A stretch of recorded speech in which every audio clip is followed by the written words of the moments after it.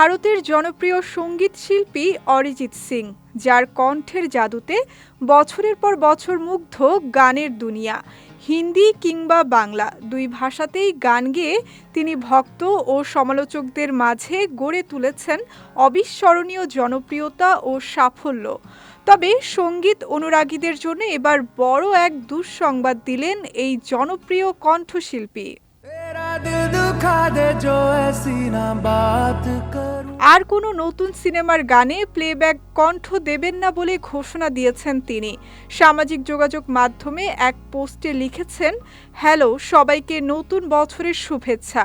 শ্রোতা হিসেবে গত এতগুলো বছর ধরে আপনারা আমাকে যে পরিমাণ ভালোবাসা দিয়েছেন তার জন্য আমি আপনাদের সবার কাছে কৃতজ্ঞ।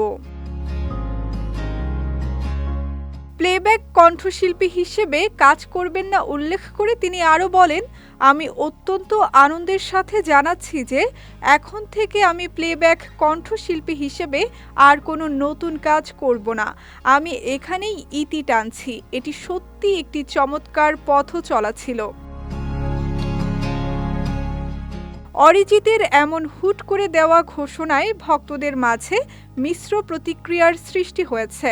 কেন তিনি ক্যারিয়ারের তুঙ্গে থাকা অবস্থায় সিনেমার গান থেকে সরে দাঁড়ানোর সিদ্ধান্ত নিলেন তা নিয়ে চলছে নানা বিশ্লেষণ।